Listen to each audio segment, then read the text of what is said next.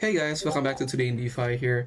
So in this video, we're gonna talk about Maker Dao and its history and the current state of Maker DAO right now, because what's interesting about this protocol, it's been one of the oldest DeFi protocols that ever exists, which introduces this DAI stablecoin, which is, it's backed by crypto. So it's basically one of the first stablecoins to ever exist, and it's really a really huge stablecoin according to DeFi Llama statistics. But in 2024, so MakerDAO used to be a CDP protocol, which means it's a collateral depth protocol, which allows you to put crypto in collateral to actually mint the DAI stablecoins right here. So this stablecoin is pegged to the US dollar, so its value is stable for according to $1. And they also introduced this MKR token, which if you hold this token, you can actually participate on the governance voting that will happen between the protocols. But in 2024, mid-2024, MakerDAO actually rebrands as Sky Money. So if you click here to Sky Money, it will redirect you to the Sky Money protocol itself. So what does Sky Money actually do? So I think it's pretty straightforward. You can read the docs here. So they basically upgraded MakerDAO to Sky Money, and the previous DAI stablecoin is reintroduced as a more upgraded version. It's called USDS, and they claim that this USDS is designed to have more utility, basically. And they also introduced a new governance token, which is Sky. And yeah, let's click to the links that will redirect you to the Sky Money protocol right here.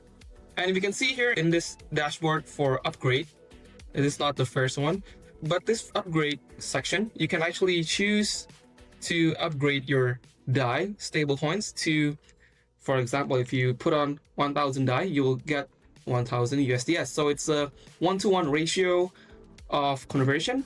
It's pretty straightforward. And for Maker, if you put one Maker here, it will actually give you 24,000 Sky tokens. So yeah, what can you actually do with the Sky tokens? Again, it's a governance token, so you can actually participate on the governance. You can stake it. You can stake your Sky here for USDS rewards. You can actually stake Sky tokens to borrow more USDS. But yeah, for now, the depth is reached and borrowing USDS is temporarily unavailable. So you have to wait for the updates to actually borrow more USDS if the borrowing cap or depth ceiling is actually raised by the protocol. I think it will require governance to do that, but yeah. And here, right here, you can see the balance of the whole USDS circulating. Here, you can also check on the rewards. You can actually get USDS. You can get Sky with USDS right here. You can deposit the USDS to get Skywards with 5.89% APY. And yeah, you can do a lot of stuff here in Sky. What's most interesting about Sky is actually their Sky savings rate. This is more or less like the risk-free rate of crypto, because it's pretty much stable and it correlates with the amount of USDS deposited into this vault. So the more USDS deposited, the rate will also come down with it. And yeah, you can get like a 4.5% fixed rate for now before it changes by simply depositing your USDS right here. Pretty straightforward process and protocol. And what's interesting is also you can actually trade your tokens here, like USDC, USDT, even some ETH tokens, and even Maker tokens to receive protocol native tokens like Sky, SUSDS, which is their yield-bearing stablecoin, the one that I mentioned in the Sky savings rate. This one is actually called SUSDS, so this bears a 4.5% yield right now per year.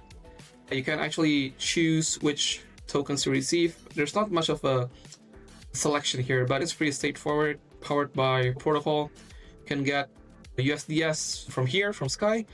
What's interesting is if you click on here, it will actually redirect you to this protocol called Sparks. So Sparks is actually used for the sub DAO of MakerDAO. First, introduced as a supporting protocol for Maker. Trying out the protocol, I think you can actually be aware that MakerDAO is actually phasing out their operations and they're passing it on to protocols like Sky and Spark. So right here, if you access Spark, there's a lot of you can do. Much like Sky Money, you can also put on your stablecoins to savings right here. For USDC, you will get like a straightforward fixed rate of 4.5% for now. And yeah, this yield is the same as the USDS yield. Yeah, you can deposit here, you can deposit USDS, USDC, DAI, and USDT to, yeah, this savings rate right here.